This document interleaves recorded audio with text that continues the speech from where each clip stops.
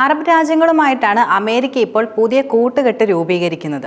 അമേരിക്കയുടെ ഈ കൂട്ടുകെട്ട് ഇസ്രയേലിന് തിരിച്ചടിയായെന്ന തരത്തിലുള്ള ചർച്ചകൾ ഇപ്പോൾ വലിയ രീതിയിൽ ശക്തമാവുകയാണ്. അമേരിക്കൻ പ്രസിഡന്റ് ഡൊണാൾഡ് ട്രംപിന്റെ മിഡിൽ ഈസ്റ്റ് സന്ദർശനം തുടങ്ങിയപ്പോൾ തന്നെ ഇസ്രയേലിനെതിരെ കാര്യങ്ങൾ തിരിയുമെന്ന തോന്നൽ ഇസ്രയേൽ പ്രധാനമന്ത്രി ബെഞ്ചമിൻ നെതന്യാഹുവിന് ഒരുപക്ഷെ ഉണ്ടായിരുന്നിരിക്കാം. Saudi Arabia, Qatar, United Arab Emirates എന്നിവിടങ്ങളിലെ ട്രംപിന്റെ സമീപകാല പര്യടനം യഥാർത്ഥത്തിൽ പശ്ചിമേഷ്യയിൽ ഒരു പുതിയ സുന്നി നേതൃത്വത്തിലുള്ള ഏറ്റവും ശക്തമായ സഖ്യകക്ഷിയായ ഇസ്രയേലിനും പ്രധാനമന്ത്രി ബെഞ്ചമിൻ നെതന്യാഹുവിനെയും കൂടുതൽ പ്രതിസന്ധികൾ ഉണ്ടായിരിക്കുന്നതെന്ന് പറയാം. അറബ് രാജ്യങ്ങളുമായി ആയുധങ്ങൾ, ബിസിനസ്, സാങ്കേതിക വിദ്യ എന്നിവയുമായി ബന്ധപ്പെട്ട കരാറുകളാണ് അമേരിക്ക പ്രധാനമായിട്ടും ഒപ്പുവെച്ചിരിക്കുന്നത്. അറബ് രാജ്യങ്ങളുമായുള്ള അമേരിക്കയുടെ ആയുധ ഇടപാടുകൾ, അതുപോലെ സാമ്പത്തിക പങ്കാളിത്തങ്ങൾ എന്നിവയെല്ലാം നെതന്യാഹുവിന്റെ അജണ്ടയ്ക്ക് വിരുദ്ധമായി കാണപ്പെടുന്ന പ്രധാനപ്പെട്ട വിഷയങ്ങളുമാണ്. അതിന് പിന്നിലെ പ്രധാന കാരണം എന്നത് ഗാസ വിഷയത്തിൽ ഇസ്രയേലിനെതിരെ ശക്തമായ നിലപാടാണ് അറബ് രാജ്യങ്ങൾ പ്രധാനമായിട്ടും കൈക്കൊണ്ടിട്ടുള്ളത്. മാത്രമല്ല, ഈ അറബ് രാജ്യങ്ങളുമായാണ് ഇസ്രയേലിന്റെ ഏറ്റവും അടുത്ത പിന്തുണ നൽകുന്ന രാജ്യമായ അമേരിക്ക നയതന്ത്ര ബന്ധം കൂടുതലും ഇപ്പോൾ ശക്തമാക്കിയിരിക്കുന്നത്.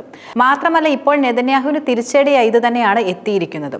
ഈ സാഹചര്യത്തിനിടയിൽ സൗദി അറേബ്യയുടെ മധ്യസ്ഥതയിൽ സിറിയൻ ഭരണാധികാരി അൽഷാരയുമായി ട്രംപ് കൂടിക്കാഴ്ചയും നടത്തിയിരുന്നു. മാത്രമല്ല, ഇസ്രയേലിന് അത് അത്രയും ഇഷ്ടപ്പെട്ടിട്ടുമില്ല. കൂടാതെ സുന്നി ഗൾഫ് രാജ്യങ്ങളുമായുള്ള അമേരിക്കയുടെ പുതിയ നയതന്ത്ര ബന്ധം ഇസ്രയേലിന്റെ പ്രധാന എതിരാളികളായ ഇറാനുമായി അമേരിക്ക കൂടുതൽ നല്ല ബന്ധത്തിലാക്കാനുള്ള സാധ്യതയും നിലനിർത്തുന്നുണ്ട്. അവയ്ക്ക് പുറമെ സിറിയയിലും ഇനി ഇസ്രയേലിന് അധിക നാൾ പിടിച്ചു നിൽക്കാൻ ഒരുപക്ഷെ കഴിയുകയില്ല. പശ്ചിമേഷ്യൻ അറബ് രാജ്യങ്ങളുമായുള്ള ട്രംപിന്റെ നയതന്ത്ര ബന്ധം ഇപ്പോൾ ഇസ്രയേലിന് പ്രതിസന്ധിയായി മാറിയെന്നാണ് നയതന്ത്രജ്ഞർ പ്രധാനമായിട്ടും ചൂണ്ടിക്കാണിക്കുന്ന കാര്യം. സൗദി അറേബ്യ, ഖത്തർ, UAE എന്നിവിടങ്ങളിലൂടെയുള്ള ട്രംപിന്റെ പര്യടനം വെറും ഒരു വിജയയാത്ര മാത്രമായിട്ടല്ല കണക്കാക്കുന്നത്. ഇസ്രയേലിനെതിരെ നിൽക്കുന്ന സുന്നി അറബ് രാജ്യങ്ങളുമായുള്ള സൗഹൃദ ബന്ധം ഈ യാത്രയിലൂടെ കൂടുതൽ ശക്തമാക്കുവാൻ ട്രംപിന് യഥാർത്ഥത്തിൽ കഴിഞ്ഞിട്ടുണ്ട്. അതുപോലെ ഗാസ സംഘർഷം ഇത്രയും പ്രശ്നത്തിലാക്കിയത് നെതന്യാഹുവിന്റെ ചില നയങ്ങളാണെന്ന് ട്രംപ് കഴിഞ്ഞ ദിവസം പ്രസ്താവന നടത്തുകയും ചെയ്തിരുന്നു. അതുപോലെ ഇസ്രയേലിനെ മറികടന്ന് നടത്തിയ ട്രംപിന്റെ പര്യടനം നെതന്യാഹുവിന് നൽകുന്ന വ്യക്തമായ സന്ദേശമായിട്ടാണ് പലരും വീക്ഷിക്കുന്നത്. അതിനു പുറമെ ഇസ്രയേലിനെ അതിശക്തമായി പിന്തുണച്ചിരുന്നത് അമേരിക്ക മാത്രമാണ്. യഥാർത്ഥത്തിൽ അറബ് രാജ്യങ്ങളുമായി ട്രംപ് കൂടുതൽ അടുത്തതിനെ തുടർന്ന് ഇസ്രയേലിന് ഇനി അമേരിക്കയുടെ പിന്തുണ അധിക നാൾ ഉണ്ടായിരിക്കില്ലെന്ന നയതന്ത്രജ്ഞരെല്ലാം തന്നെ വെളിപ്പെടുത്തുകയും ചെയ്യുന്നുണ്ട്. മാത്രമല്ല, ട്രംപ് ഭരണകൂടം യഥാർത്ഥത്തിൽ നെതന്യാഹുവിനോട് വളരെയധികം നിരാശരാണ്. അതുപോലെ ആ നിരാശ ഇപ്പോൾ വ്യക്തമായി പ്രകടിപ്പിക്കപ്പെട്ടിരിക്കുകയാണെന്ന് അഭിപ്രായപ്പെട്ടിരിക്കുകയാണ് പ്രസിഡന്റ് ജോർജ് W. ബുഷിന്റെ കീഴിലുണ്ടായിരുന്ന നിയർ ഈസ്റ്റേൺ അഫയേഴ്സിന്റെ മുൻ American assistant secretary of state David Schenker വെളിപ്പെടുത്തുകയുണ്ടായി. അതേസമയം തന്നെ അമേരിക്കയ്ക്ക് ആഴത്തിലുള്ള ഉഭയകക്ഷി പിന്തുണയുള്ള ഒരു സുപ്രധാന സഖ്യകക്ഷിയായ ഇസ്രയേലിനെ അമേരിക്ക ഉപേക്ഷിക്കുന്നില്ലെന്നും ട്രംപ് ഭരണകൂടം വെളിപ്പെടുത്തുകയും ചെയ്യുന്നുണ്ട്. പക്ഷേ പൊതുവെ സ്വന്തം കാര്യം നോക്കി പോകാറുള്ള ഒരു രീതിയാണ് ട്രംപിനുള്ളത്. അതിനാൽ ട്രംപിന്റെ വാക്കുകളുടെ സത്യസന്ധത എത്രത്തോളം ഉണ്ടെന്നത് ഇനി മുന്നോട്ട് തന്നെ കണ്ടറിയണം. ഗാസയിലെ വെടിനിർത്തൽ, അതുപോലെ ഇറാന്റെ ആണവ പദ്ധതി എന്നിവയുമായി ബന്ധപ്പെട്ട് അമേരിക്കയുടെ ഇടപെടൽ നെതന്യാഹുവിന് പ്രതിസന്ധി സൃഷ്ടിക്കുകയാണ് യഥാർത്ഥത്തിൽ ചെയ്യുന്നത്. അതുകൊണ്ട് തന്നെ അമേരിക്കയുമായുള്ള ബന്ധത്തിൽ വലിയ രീതിയിൽ വിള്ളൽ രൂപപ്പെട്ടതായി റിപ്പോർട്ടുകൾ ചൂണ്ടിക്കാട്ടുന്നുമുണ്ട്. ഈ സാഹചര്യത്തിനിടയിൽ ഇറാനെതിരായുള്ള സൈനിക നടപടിക്ക് പിന്തുണ തേടി നെതന്യാഹു അമേരിക്കയിലേക്ക് സന്ദർശനവും നടത്തുകയുണ്ടായി. പക്ഷേ ഇറാൻ പിന്തുണയുള്ള ഹൂതികളുമായി യമനിൽ വെടിനിർത്തൽ പ്രഖ്യാപിച്ചിരുന്നു. അതുപോലെ സിറിയയുമായി നേരിട്ട് ഇടപഴകിയതും അവർക്ക് പിന്തുണ പ്രഖ്യാപിച്ച ട്രംപ് രംഗത്തെത്തിയതും ഇസ്രയേലുമായി നിലനിന്നിരുന്ന നിലപാടുകളിൽ അമേരിക്കയ്ക്ക് വന്ന മാറ്റത്തിന്റെ വലിയ തെളിവായിട്ടാണ് കണക്കാക്കാൻ കഴിയുക. അതേസമയം പുതിയ മിഡിൽ ഈസ്റ്റ് ക്രമം രൂപപ്പെടുന്നത് ഇസ്രയേലിലല്ല എന്ന് വിശകലന വിദഗ്ധർ ചൂണ്ടിക്കാണിക്കുകയും ചെയ്തു. സൗദി അറേബ്യ, ഖത്തർ, UAE എന്നിവിടങ്ങളാണ് പ്രധാനമായിട്ടും ഇപ്പോൾ മധ്യേഷ്യയുടെ പുതിയ നയങ്ങൾ രൂപീകരിക്കുന്നതെന്ന് വിശകലന വിദഗ്ധർ എല്ലാം തന്നെ വെളിപ്പെടുത്തുന്നുണ്ട്. അതുപോലെ ഇറാനിൽ നിന്നും അതിന്റെ പ്രാദേശിക പ്രോക്സികളിൽ നിന്നുമുള്ള നിരന്തരമായ ഭീഷണികൾ നിലനിൽക്കുന്ന സാഹചര്യങ്ങൾക്കിടയിൽ സുന്നി നേതൃത്വത്തിലുള്ള ഈ അറബ് സഖ്യം അമേരിക്കയ്ക്ക് ഗുണമാകുമെന്ന പ്രതീക്ഷയാണ് ട്രംപിനുള്ളത്. ഇക്കാര്യം നയതന്ത്രജ്ഞർ ചൂണ്ടിക്കാട്ടുകയും ചെയ്യുന്നുണ്ട്.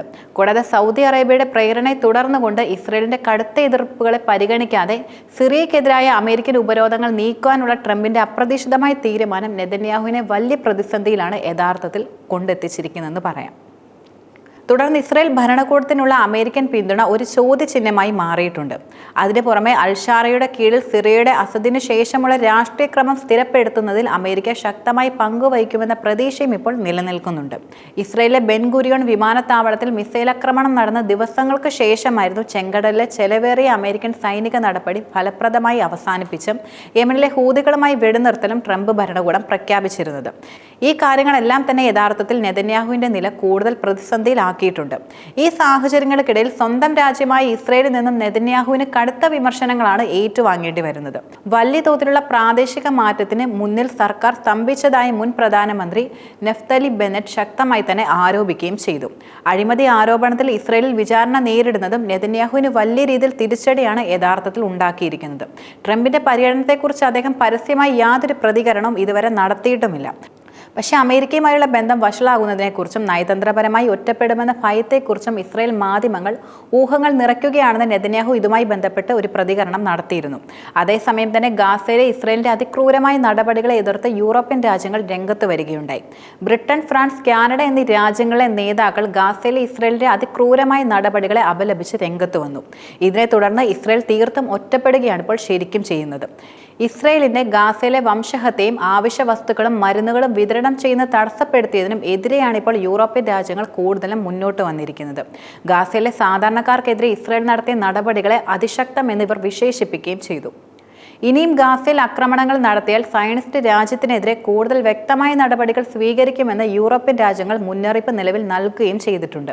മാത്രമല്ല, നെതന്യാഹു സർക്കാർ ഈ നിന്ദ്യമായ നടപടി വീണ്ടും ആവർത്തിക്കുകയാണെങ്കിൽ ഞങ്ങൾ ഇനിയും പ്രതികരിക്കാതിരിക്കില്ലെന്നും ഗാസയിലെ മാനുഷിക സഹായത്തിനുള്ള നിയന്ത്രണങ്ങൾ നീക്കിയില്ലെങ്കിൽ ഇസ്രയേലിനെതിരെ അതിശക്തമായിട്ടുള്ള നടപടികൾ കൈക്കൊള്ളുമെന്നും ബ്രിട്ടീഷ് പ്രധാനമന്ത്രി Keir Starmer, French president Emmanuel Macron, Canadian പ്രധാനമന്ത്രി മാർക്ക് കാർണി എന്നിവർ പുറത്തിറക്കിയ സംയുക്ത പ്രസ്താവനയിൽ വെളിപ്പെടുത്തുകയുണ്ടായി. അതുപോലെ വെസ്റ്റ് ബാങ്കിലെ കുടിയേറ്റ കേന്ദ്രങ്ങൾ വികസിപ്പിക്കാനുള്ള ഏതൊരു ശ്രമത്തെയും ഞങ്ങൾ ശക്തമായി എതിർക്കുകയാണ്. നിയമവിരുദ്ധവും പാലസ്തീൻ രാഷ്ട്രത്തിന്റെ നിലനിൽപ്പിനെയും ഇസ്രയേലികളുടെയും പലസ്തീനികളുടെയും സുരക്ഷയും ദുർബലപ്പെടുത്തുന്നതുമായ കുടിയേറ്റ കേന്ദ്രങ്ങൾ ഇസ്രയേൽ നിർത്തണമെന്ന് 3 രാജ്യങ്ങളുടെയും രാഷ്ട്രതലവന്മാർ നിലവിൽ ആവശ്യപ്പെട്ടു കഴിഞ്ഞു. ഗാസയിൽ അടിയന്തര വെടിനിർത്തൽ ഉറപ്പാക്കാൻ അമേരിക്ക, ഖത്തർ, ഈജിപ്ത് എന്നിവരുടെ നേതൃത്വത്തിൽ നടത്തുന്ന ശ്രമങ്ങളെ തങ്ങൾ ശക്തമായി തന്നെ പിന്തുണയ്ക്കുകയാണ്. അതുപോലെ ഇതൊരു വെടിനിർത്തലാണ്. ശേഷിക്കുന്ന എല്ലാ ബന്ദികളെയും മോചിപ്പിക്കുകയും അവരുടെ വേദന അവസാനിപ്പിക്കണമെന്നും നേതാക്കൾ ആവശ്യപ്പെടുകയുണ്ടായി. ഗാസയിലെ സാധാരണക്കാരുടെ ദുരിതങ്ങൾ അവസാനിപ്പിക്കണം. അതുപോലെ ഇതിനൊപ്പം ഗാസയിലെ ഹമാസിന്റെ നിയന്ത്രണം ഇല്ലാതാക്കാനും നേതാക്കൾ ആവശ്യം ഉന്നയിക്കുകയുണ്ടായി.